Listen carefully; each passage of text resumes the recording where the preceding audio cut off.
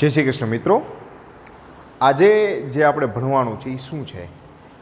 આજના દિવસે એવા દાખલા મારે લેવા છે. હજી થોડાક કૂટ પ્રશ્નો બાકી છે, પણ વચ્ચે હું એક એવો લેક્ચર લઉં છું કે જે આપણે વચ્ચે વચ્ચે અમુક દાખલાઓ છોડેલા હતા, બરાબર, એ કમ્પ્લીટ કરાવું છું. દાખલા તરીકે સ્વાધ્યાય 3.2ની અંદર પ્રશ્ન નંબર 2 છે, બરાબર. હવે તમને એવું કીધું છે કે સમીકરણ યુગ્મથી બનતી રેખાઓ એક બિંદુમાં છેદે છે, સમાંતર છે કે સંપાતી છે, એ નક્કી કરવાનું છે. તો પહેલું તો જરાક ભૂતકાળ યાદ કરી લઈએ. થિયરીના ટોપિક અમુક તમને કહું કે જો એક બિંદુમાં છેદે એટલે અનન્ય ઉકેલ હોય, બરાબર, તો તમારી પાસે સ્વરૂપ કંઈક આવું હશે: A1 upon A2 is not equal to B1 upon B2 is not equal to C1 upon C2. જો ઉકેલ ખાલી ગણ હોય એનો મતલબ શું થશે? સમાંતર રેખા હોય, બરાબર. જો આવું કંઈક હોય તો તમારા માટે આન્સર આવશે A1 upon A2 is equal to B1 upon B2 is not equal to C1 upon C2. આ છે ને મેં ડાયરેક્ટ પણ શીખડાવ્યું છે, બરાબર, પણ આપણને આવું કીધું છે કે આના દ્વારા જ કરો. અને જો સંપાતી રેખા હોય, સંપાતી રેખા એનો મતલબ અસંખ્ય ઉકેલ હોય,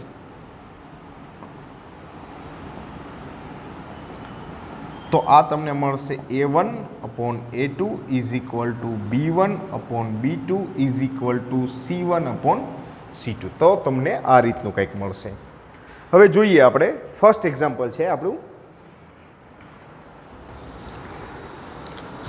એની અંદર તમને કીધું છે કે 5x minus 4y plus 8 is equal to 0, 7x plus 6y minus 9 is equal to 0, બરાબર. તો આપણી પાસે અહીંયા સૌથી પહેલાં A1 upon A2 is equal to 5/7. બીજા નંબરની અંદર છે B1 upon B2 is equal to -4/6. આનો છેદ ઉડાડો તો -2/3. અને ત્રીજું છે C1 upon C2 8/-9. હવે કમ્પેરિઝન કરો. જો આ બધું કંઈ સરખું લાગતું નથી તો તમે અહીંયા લખી શકો કઈ રીતે કે જો 5/7 is not equal to -2/3 is not equal to -8/9. Generally છેદને માઇનસ ન લખતા હોય એટલા માટે. તો એનો મતલબ શું થયો કે A1 upon A2 is not equal to B1 upon B2 is not equal to C1 upon C2. તો જો આવું સંજોગો હોય તો આપણી પાસે શું છે કે રેખાઓ એક જ બિંદુમાં છેદે એટલે કે અનન્ય ઉકેલ મળે, બરાબર. સેકન્ડ એક્ઝામ્પલ બાજુ જઈએ આપણી. તો બીજા દાખલાની અંદર આપણી પાસે છે 9x વત્તા 3y plus 12 equal to 0, 18x plus 6y plus 24 બરાબર 0. જો તમે બીજા સમીકરણમાં ધ્યાનથી જુઓ ને તો 6 કોમન નીકળે, બરાબર. આપણે 2 કોમન લઉં તો શું થાય? 9 દુ 18, 3 દુ 6, 12 દુ 24. સમીકરણ સરખા થઈ ગયા. સમીકરણ સરખા થઈ ગયા એનો મતલબ કે સંપાતી રેખા હોય. પણ આપણે આ પદ્ધતિમાં જવાનું છે. તો સૌથી પહેલાં હું વાત કરું A1 upon A2, 9/18 બરાબર 1/2. પછી વાત કરીએ B1 upon B2, 3/6 બરાબર 1/2. અને ત્રીજી વાત છે C1 upon C2, 12/24 બરાબર 1/2. તો આ ત્રણેય વસ્તુઓને જોતા હું આમ લખી શકું. જુઓ તો A1 upon A2 equal to B1 upon B2 equal to C1 upon C2. તો આ સંજોગોમાં આપેલ રેખાઓ કેવી રેખા છે? સંપાતી રેખા છે, બરાબર. થર્ડ એક્ઝામ્પલ જોઈએ. તો ત્રીજો દાખલો આપણને કંઈક આવું કહે છે કે 6x minus 3y plus 10 equal to 0, 2x minus Y plus 9 is equal to 0. આને ચેક કરો. જો આમાંથી 3 કોમન લઉં ને આ પહેલાં બે પદમાંથી, તો આ બંને પદના x અને વાયના સહગુણક સરખા થાય. તો આ સંજોગોમાં આનો ઉકેલ ખાલી ગણાવે જો x અને વાયના સહગુણક સરખા હોય તો. આપણે આ રીતે ચેક કરીએ. a1 અપોન a2 તો 6/2 a1 અપોન a2. હવે તો એ ખ્યાલ આવે છે ને કેટલા આવશે? 3.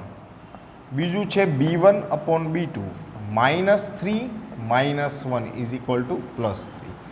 ત્રીજું છે c1 અપોન c2 બરાબર 10/9. તો અહીંયા આના આધારે આવું લખી શકાય. જોવો તો કે a1 upon a2 equal to b1 upon b2 is not equal to c1 upon c2. જો બરાબર આ બંને સરખા છે પણ આ નથી. તો એનો મતલબ આપણી પાસે શું થયું? સમાંતર રેખાઓ એટલે કે ઉકેલ મળે નહીં. બરાબર આ સમીકરણોનો ઉકેલ મળશે નહીં. એમાં ને એમાં પ્રશ્ન નંબર 3 છે, એમાં આ જ પદ્ધતિ છે.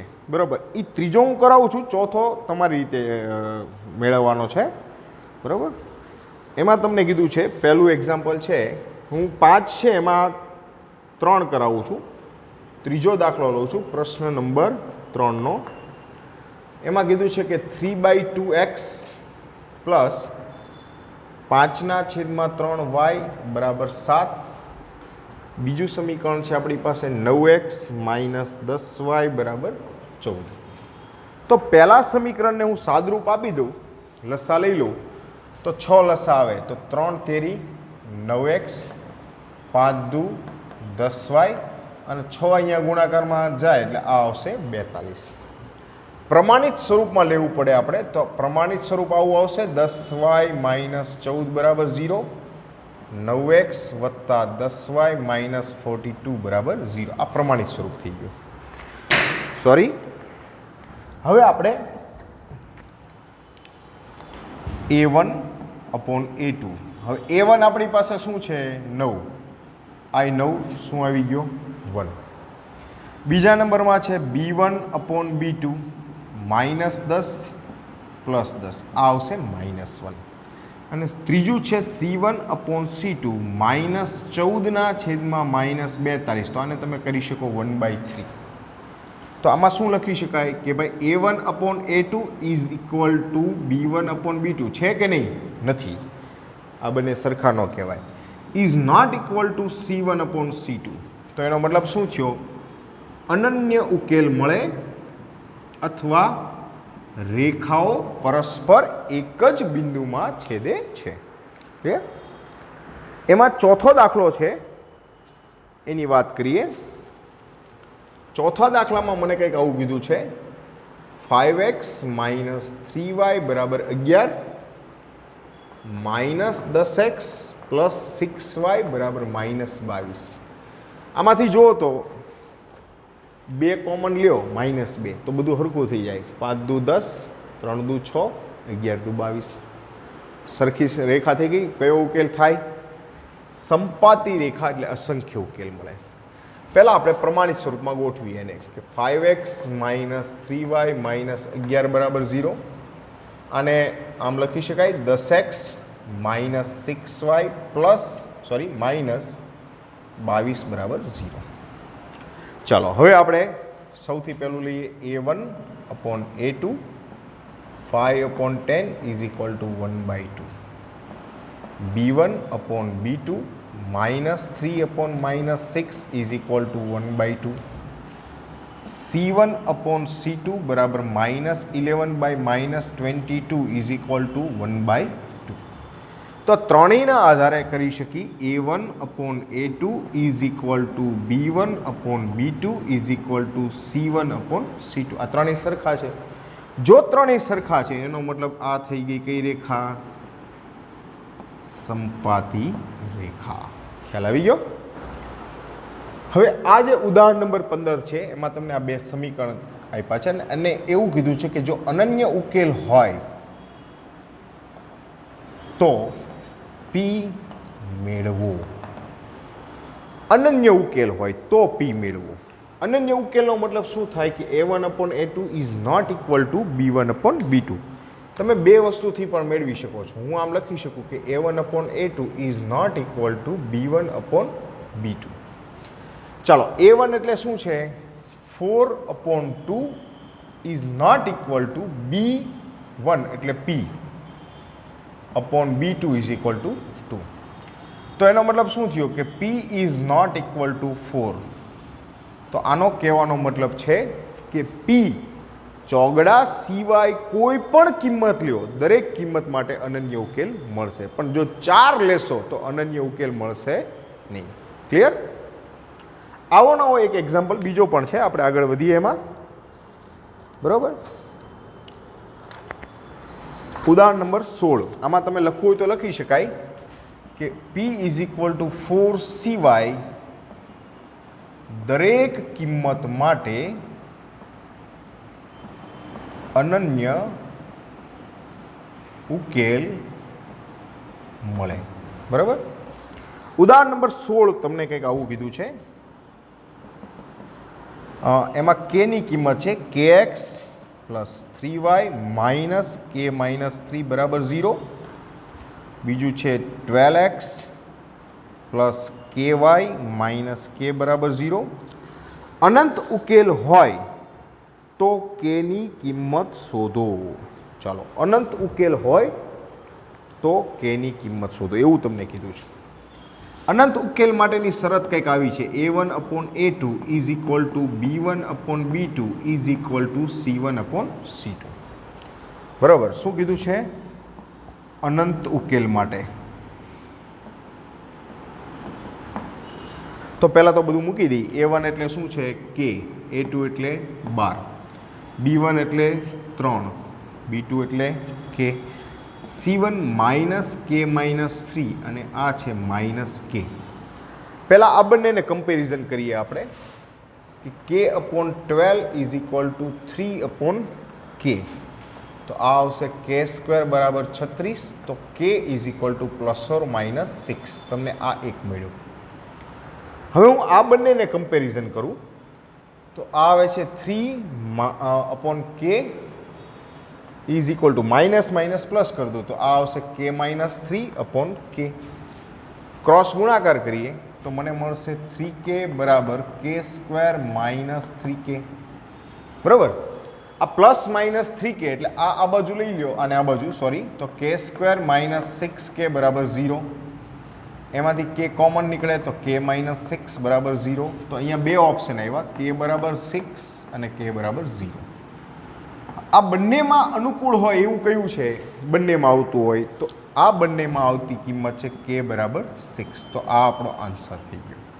બરાબર, કારણ કે એ બંનેમાં લાગુ પડે. જો અહીંયા 6 મૂકો તો 6/12. બરાબર, જો 6/12 1/2, 3/6 1/2. 6 મૂકશો તો આ માઇનસ માઇનસ તો plus, 6 minus 3 is equal to 2. Sorry 3 અને અપોન 6 એટલે ઇઝ ઇક્વલ ટુ 1/2. એટલે ત્રણેય માટે આ વસ્તુ શક્ય બની જશે. ક્લિયર? સ્વાધ્યાય 3.5 ની અંદર આવા દાખલા છે. એમાં પહેલો દાખલો છે,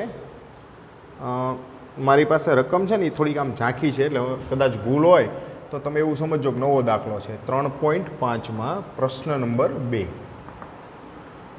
એમાં ફર્સ્ટ એક્ઝામ્પલ છે 2x પ્લસ 3y બરાબર 7. બીજું છે a minus bx plus a plus b y બરાબર 3a પ્લસ b માઇનસ 2. અને એવું કીધું છે કે a અને b ની કઈ કિંમત માટે અનંત ઉકેલ મળે? અનંત ઉકેલ મળે. બરાબર, અનંત ઉકેલની શરત a1/a2 વાળી. પહેલાં તો આને પ્રમાણિત સ્વરૂપમાં ગોઠવીએ તો આ કંઈક મને મળે 2x પ્લસ 3y માઇનસ 7 બરાબર 0.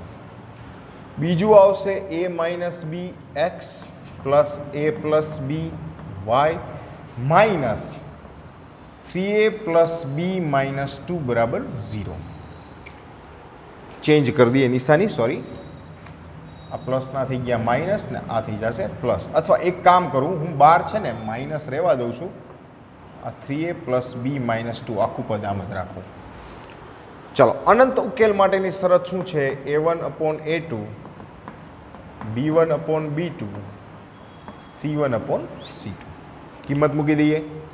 A1 શું છે તમારી પાસે?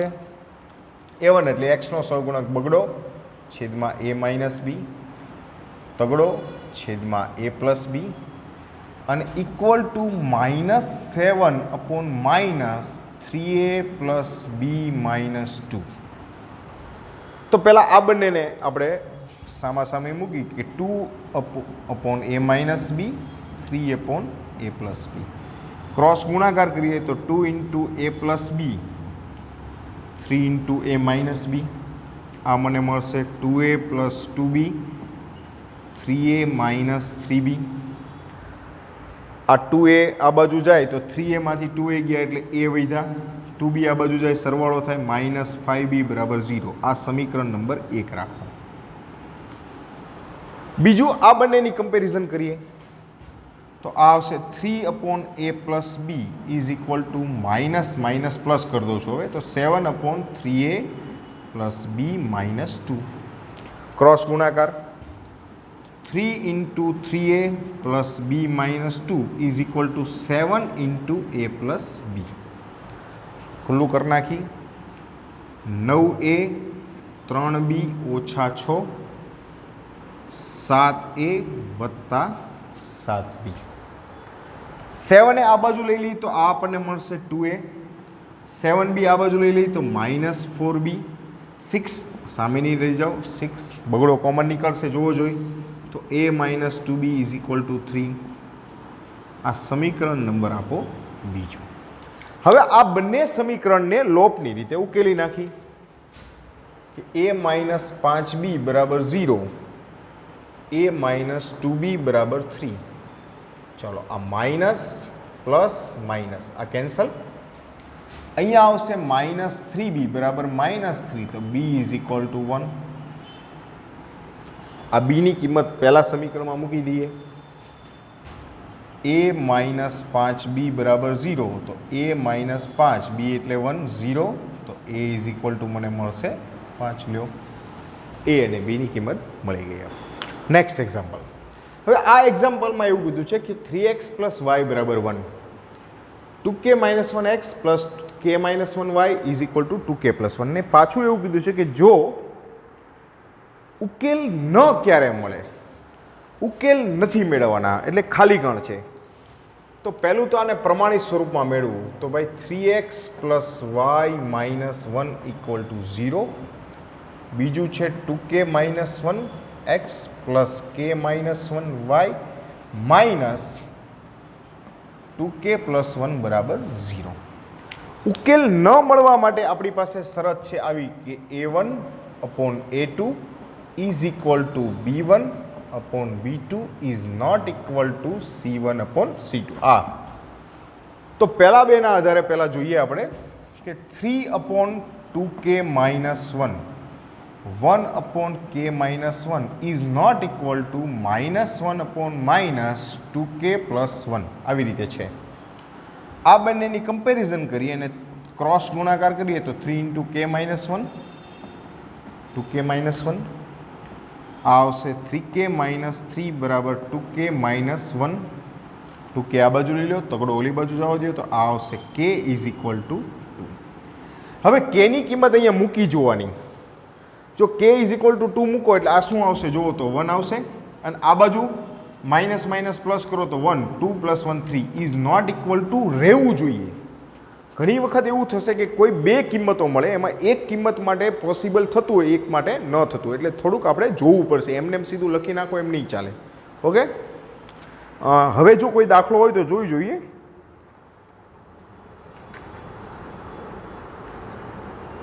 ઓકે હવે જો આ રીતના કોઈ દાખલા છે નહીં. હવે જે 4-5 સમીકરણો એટલે કે કુટ પ્રશ્નો બાકી છે એ હું લાસ્ટ લેક્ચરમાં લઈશ અને એક લેક્ચર છે એ ઝેનિથ અને MCQ માટેનો રાખીશ. તમારું કામ શું છે કે આજ સુધી મેં જે કાંઈ દાખલા જે રીતના કરાવ્યા છે એ ટેક્સ્ટમાં એક વખત કમ્પ્લીટ રિફર કરી લો. બરાબર ટોટલી લાઈક મેં કદાચ એક્ઝેક્ટ દાખલો ન કરાયો પણ રીત આવી ગઈ હોય તો 3.1થી લઈને 3.7 સુધીના કુટ પ્રશ્નો જે મેં ન કરાવ્યા હોય એ સિવાયના દરેક દાખલા થઈ ગયા છે. તો એકવાર ચેક કરી લો. એમાં કંઈ ન આવડતું હોય તો મને વાત કરો તો હું એને જે નેક્સ્ટ લેક્ચર લઉં એની અંદર ઇન્ક્લુડ કરી લઉં. ઓકે, ચાલો, બેસ્ટ ઓફ લક.